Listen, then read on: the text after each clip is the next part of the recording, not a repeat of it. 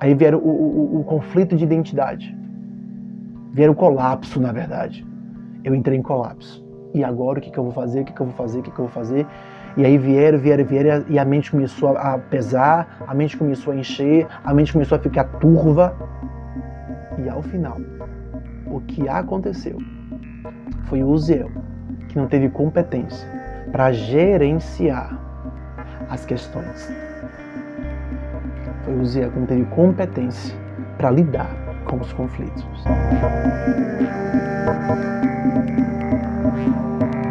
Estamos de volta para dar seguimento a essa nova jornada na minha vida. Antes de mais nada, mais uma vez eu digo a vocês, se inscreve, compartilha, dê like, comente. Se o vídeo anterior falou ao teu coração, deixa aqui embaixo para mim, por favor. Se você está vindo por conta do vídeo passado, deixa aqui embaixo, por favor, pastor, eu vi teu vídeo, me senti abençoado, ministra mais sobre mim, fala mais desse Deus maravilhoso. E eu vou me sentir muito honrado e vou trabalhar para que eu continue aqui. Não é fácil, irmãos, estar aqui. Eu tenho 2 filhos. Eu estou na luta. Esse ano vai ser uma das maiores lutas no sentido de construção de casa, aquela coisa toda. Então, eu estou me esforçando para dar o melhor para vocês. Só Deus sabe o que eu estou fazendo por trás dos bastidores. Você já vê só o produto pronto. Mas eu fico nos bastidores pensando, escrevendo, arrumando o cenário aqui. Já mudei o cenário tudo de novo. Então, é tudo para agradar vocês. É tudo para participar desse sistema de modo que eu, que tenho verdades dadas por Deus, alcance vocês. É muito complicado, amada igreja, a gente se esforçar tanto, mas vem um sistema e boicota. Então eu estou tentando, de todas as formas, estar alinhado ao algoritmo e ao sistema para que não permita, para que eu não seja impedido de manifestar sobre sua vida graça e poder. Agora, por exemplo, tá um calor aqui, estou sem ventilador, de vez em quando eu pego aqui o pano e eu vou secando, porque tá calor aqui dentro do quarto. Então, para não ficar muito, meu rosto não ficar muito gritando de suor, tem que ficar me secando. Então vamos lá pro próximo vídeo.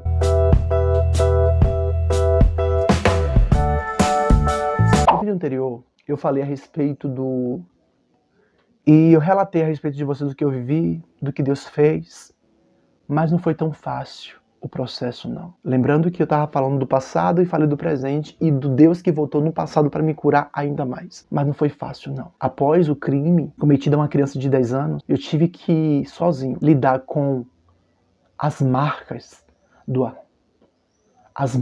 das dores, as marcas da... O que eu vou ser agora? O que eu vou ser agora?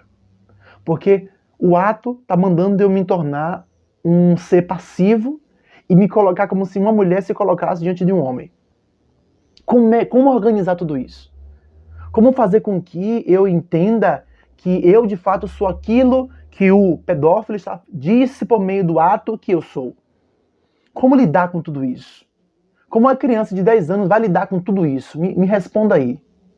Um adulto, quando passa pelo ato em si, eles não conseguem lidar com o conflito. Traumatiza. Imagine uma criança de 10 anos. Então eu tive que lidar. Eu tive que caminhar de um modo completamente fora da curva para que eu sobrevivesse. Vocês acham mesmo que é fácil estabelecer uma identidade que você foi sendo orientado pouco ou muito para que você fosse, vou dizer, homem? E aí você agora está diante de uma situação... só dando um adentro aqui... mas a sociedade fica impondo... Aí quer dizer que a sociedade, ela não me impôs uma identidade. Eu não fui obrigado a construir uma identidade baseado em pedofilia. Eu prefiro ficar com a construção que os meus irmãos estavam me ensinando, a minha mãe e os parentes estavam me ensinando por um tempo. Porque, sinceramente, gente, me basear para a construção de uma identidade por meio de um crime, isso não existe. Não há nem nexo nisso. Então eu prefiro me apegar ao que a Bíblia diz que eu sou. Eu não tenho dificuldade nenhuma em ser homem. Eu não passo por nenhum tipo de perseguição. Eu não lido, e não estou aqui enaltecendo homofobia, não, é um crime, é terrível. Vamos respeitar as pessoas. Vamos respeitar, mesmo que ela não nos respeite, vamos respeitar as pessoas. Ninguém está aqui para tirar a vida de ninguém. Ninguém tem o poder de falar, você entra, você sai, você entra, você sai. Nós vivemos dentro de uma sociedade movida por leis e leis criminais. Então cada um escolheu, viva. Agora eu vivi porque eu não tenho nenhuma dificuldade. Eu tenho muito mais benefício em ser homem do que na época ter sido homossexual. E eu não passo um terço dos conflitos que eu experimentei lá, sendo agora homem, sendo macho segundo o que Deus estabeleceu para minha vida. Então você imagine aí, venho naturalmente me construindo, levando naturalmente a vida. Aí vem uma imposição dessa, quebra o fluxo e agora me obriga a me construir dentro de algo que eu não quis para minha vida. Como lidar com tudo isso agora? Como começar do zero? Porque, querendo ou não, 10 anos sendo educado e vendo como é que os homens ao meu redor, eles convinham, eles viviam. Como agora eu começar do zero construir uma nova identidade? Porque não sei você, mas eu vou falar de mim. Eu não nasci homossexual, gente. Eu não nasci homossexual. Aí aos 10 anos eu me vejo sendo obrigado a me construir homossexual.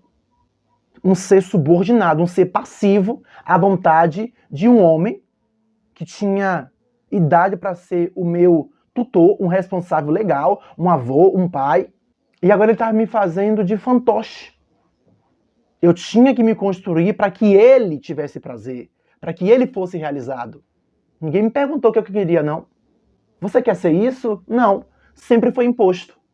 E aí, o problema é que quando eu comecei a manifestar essa nova construção identitária, as palavras vieram. Palavras essas que vieram só para culminar, só para aumentar ainda o problema que já estava dentro de mim e que eu estava tentando sobreviver com ele. Aí vieram as maldições. Vieram as palavras. Para todos os lados não tive apoio nenhum. Era como se as pessoas elas entendessem que aquilo na minha vida era real. Então, para ajudar, vamos dar uma força. E normalmente a força não vinha como coisa boa, não. Na minha infância, não havia nenhum resquício. Não havia nenhum interesse homossexual. Meu comportamento não ditava uma suposta identidade homossexual. As minhas atitudes, a minha fala, eu era um menino tranquilo. Gostava de brincar com tudo, inclusive com as brincadeiras de rua, as brincadeiras lúdicas de rua. Era muito criativo. Até a arte, que por conta de que a minha família é um berço de artista e que eu estava ali desejando fazer arte, gostava de desenhar, gostava de pintar, era criativo. Isso, vamos separar. Arte de homossexualidade não existe. Isso não fazia com que as pessoas me olhassem como, se ele gosta de arte. Não, é um ofício. Porque se nós fôssemos levar ao pé da letra, e os coronéis? Tantos coronéis dentro do exército, com aquele posto de homem parrudo, mas que são homossexuais. Não é a coisa externa, é a coisa interna, manifestada pelo espiritual. A brecha é dada, obviamente, pela vivência humana, pelas aberturas e brechas humanas. Mas a manifestação que faz com que a coisa de fato aconteça tem raiz espiritual. Eu não estou nem falando de demônios. Eu não estou nem falando de pombagira, de gira, de girão, de giraia, não. É mais profundo do que você imagina. Tem mais pé na desobediência dos homens. Tem mais pé dos homens fazerem de si mesmos, amantes de si mesmos, do que apenas demônios. Demônios são limitados. Limitados a uma coisa, decisão. Decisão. Se você decide caminhar na rota contrária, a não fazer a vontade do Senhor, pronto. E aí você terá as visitações. Então não há resquício nem indício homossexual na minha infância. Eu posso te mostrar foto por foto, as que eu tenho, né? Foto por foto. O que aconteceu foi um crime. E agora, eu me tornando um covil de demônios, agora eu posso falar que um covil de demônios. As brechas, as alegalias, atraiu um homem mau, que me fez de mulher na cabeça dele, quis prazer em cima da minha infância.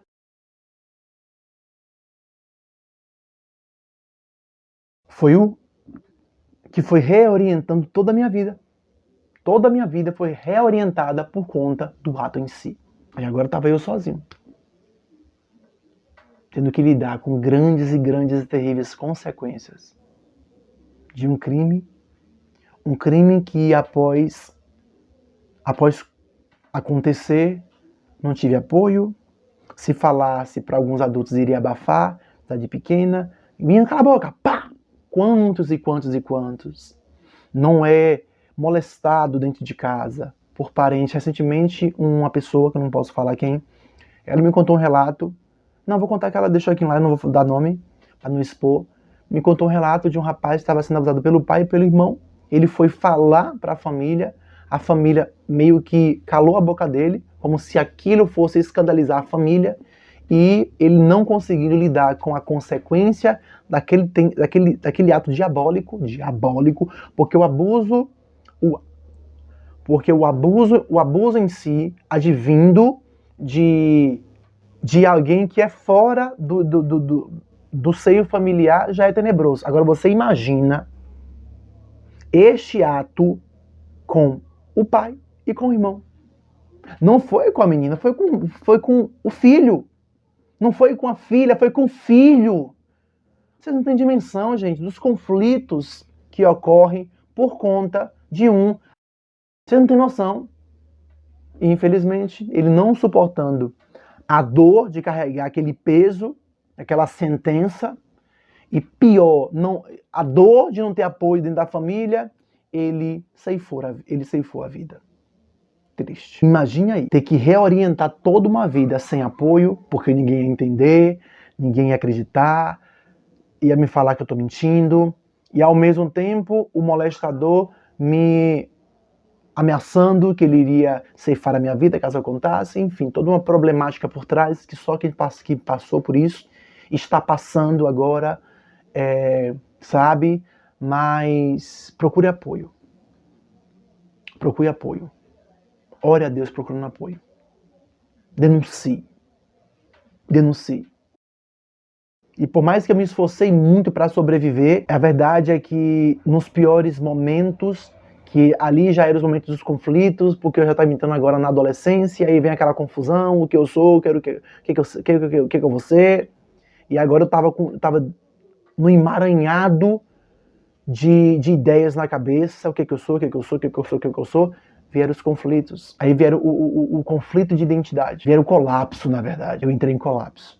E agora o que eu vou fazer, E a mente começou a pesar, a mente começou a encher, a mente começou a ficar turva. E ao final, o que aconteceu foi o Uziel, que não teve competência para gerenciar as questões. Foi o Uziel que não teve competência para lidar com os conflitos.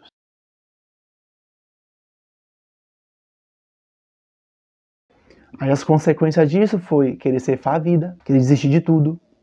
Eu me tornei um adolescente averso a tudo. Me tornei arredio. Me tornei completamente rebelde, porque eu não tinha ninguém me ajudava a lidar com os conflitos. Não tinha ninguém que me desse esse calço, esse apoio. Então, no meio da revolta, eu comecei a externar tudo que estava dentro, que eu por um tempo consegui segurar, agora estava indo tudo para fora e veio para fora de forma muito complicada. E minha família não entendeu, os meus irmãos não entenderam, e a resposta deles acerca disso foi o acontecimento de novos abusos. Então vieram as humilhações, o abandono, a rejeição, e com isso eu fui desencadeando muitos abusos. Abuso psicológico, abuso físico e abuso espiritual. O psicológico foram muitas palavras que lançaram contra mim. Palavras como: seu pai te abandonou porque você é preto e gay. Nenhum dos seus irmãos homens quer você por perto.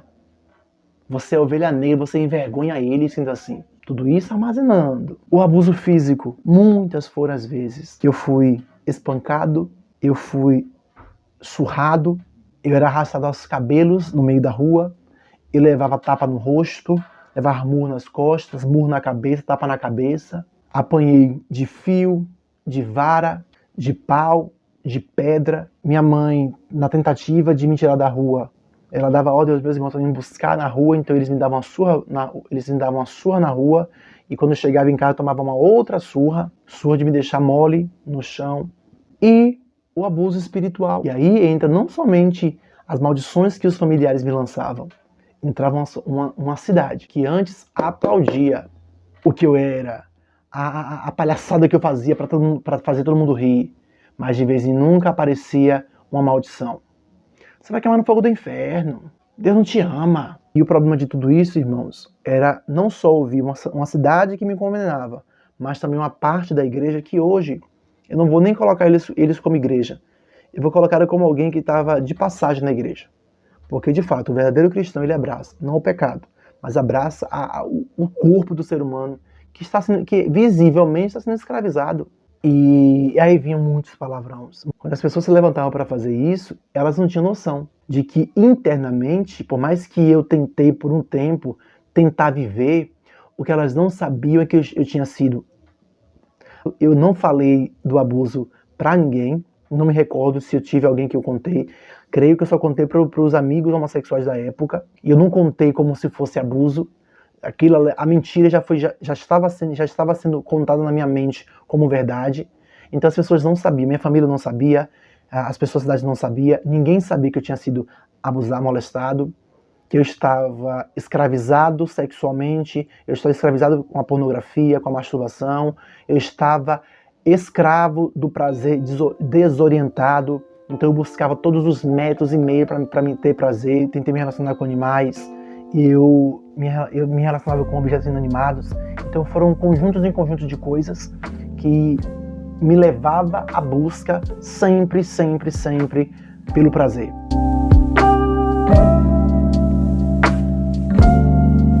O abuso em si fez com que eu fosse uma coisa que as pessoas detestavam, e eu também. Eu não queria estar ali. Eu não tinha força para sair de lá. Mas, até então, ninguém quis me ajudar. Não houve ninguém que pegou na minha mão.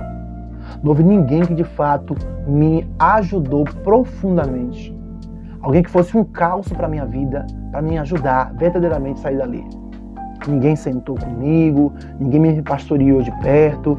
Não. Todas as vezes que eu entrei para as igrejas, eu era deixado assim: vai, se relaciona lá, vai viver no meio da igreja. É como se Deus fosse fazer uma coisa que a liderança deveria fazer. Não houve acompanhamento, não houve nada. Ninguém quis me dar força, exceto Jesus de Nazaré.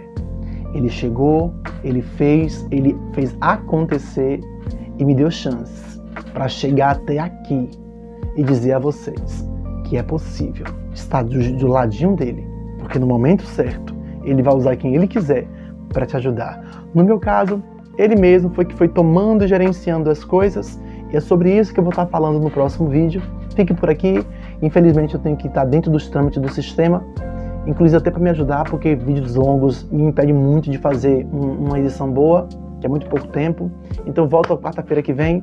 Você fique por aí para ouvir mais e mais detalhes dessa história. E não se esqueça de se inscrever, dar like, compartilhar e comentar o que você achou e o que você espera que eu fale nos próximos vídeos, ok? Deus abençoe sua vida e até o próximo vídeo.